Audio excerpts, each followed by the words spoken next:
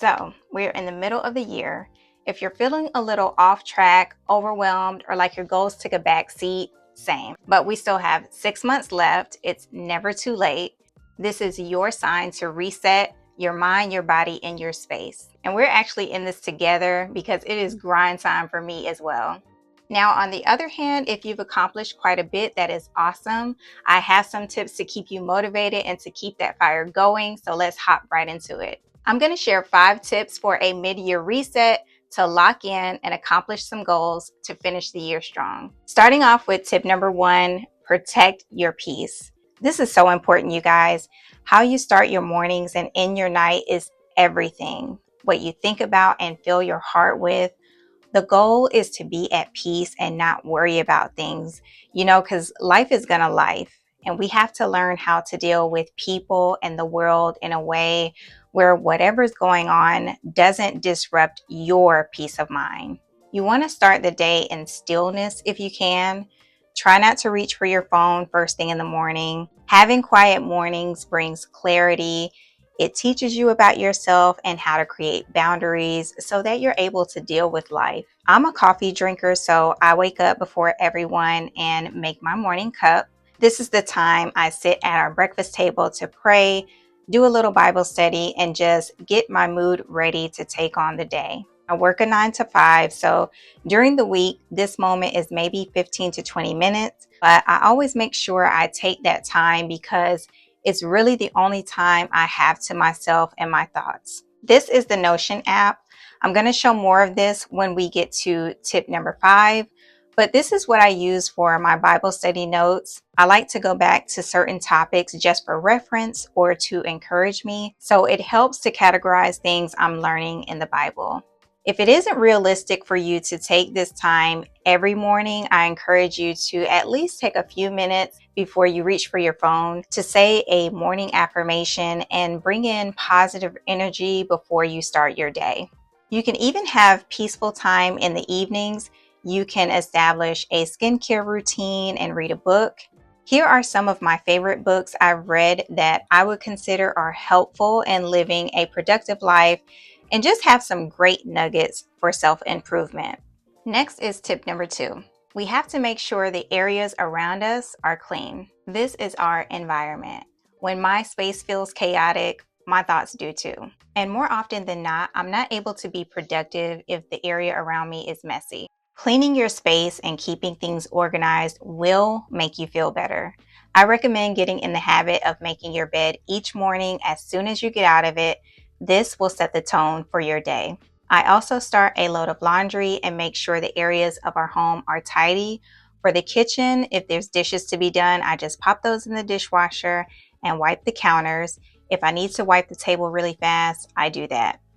Now, these are daily tasks for me. Again, I don't want to take a lot of time. I'm just making sure the main areas are clean, comfortable, and presentable. I don't vacuum every day, but you get the idea. The point is to just carve out the time to spruce up your space. Once you remove the feeling of the task being daunting, it actually goes by so quick. And a clean space will allow you to be more productive because your mind is clear. Tip number 3 is to always make time to move your body. Make that a non-negotiable for you. We've heard it before. You can't pour from an empty cup. And as cheesy as that sounds, it's the truth. You need to take care of yourself, and that includes physical activity that feels good for you. It always helps me to lay out my workout clothes the night before. This will eliminate any excuses in the morning. I'm already tired and I don't want to do it, so having my clothes ready is one less thing I have to worry about. I also have my workout plan ready, so I already know what I'm doing that day. These days, I walk and I do strength training videos on YouTube. I will have the video I want to do that day ready to go when I open my iPad. Being prepared makes being consistent a lot easier because you have to be consistent when that motivation to do it goes away. Consistently showing up for yourself will create a routine that you're used to, no matter how you're feeling. It's important to have a fitness routine that you love, whether it's strength training, Pilates, walking, or running, because it's one of those healthy habits that has been proven to reduce the risk of chronic diseases and improve your mood, energy, and overall well being. Tip number 4 is to eat to fuel your body. And eating healthy doesn't have to be perfect or hard, it's about consistency and balance. If you focus on making better choices most of the time, you can still eat the things you love some of the time.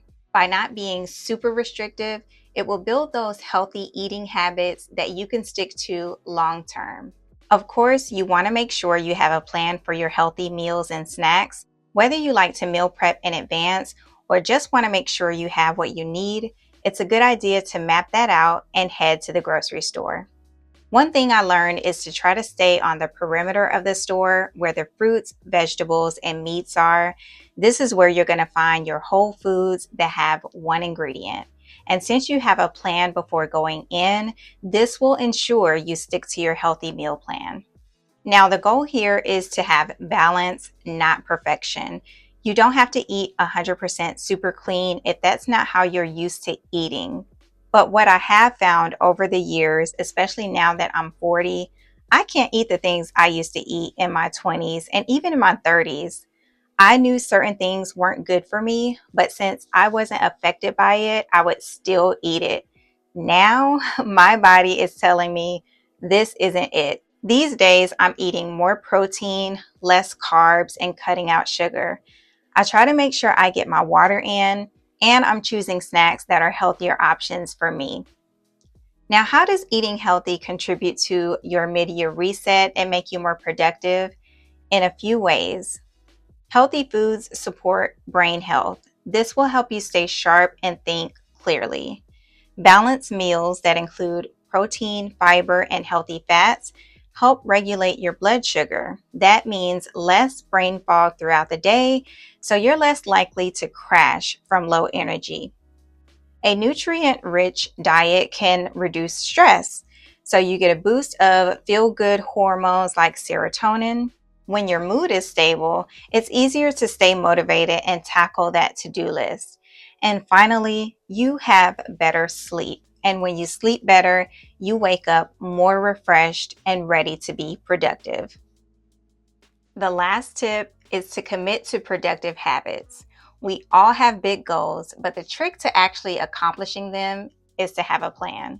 Lately, I've been using Notion to plan everything. I used to be a physical planner girly, and sometimes I still like the good old-fashioned pen and paper, but this is just easier for me to categorize and brain dump. Now, whatever works for you, just get a system in place. I created a habit tracker where I keep up with my healthy habits and goals to check them off each day. I keep a food log to hold me accountable and keep my eating in check. I also started making monthly vision boards on Pinterest. This is cool because you can visualize what you want to accomplish each month rather than the whole year. So here is what I want to focus on in July. I'm not worried about November or December just yet.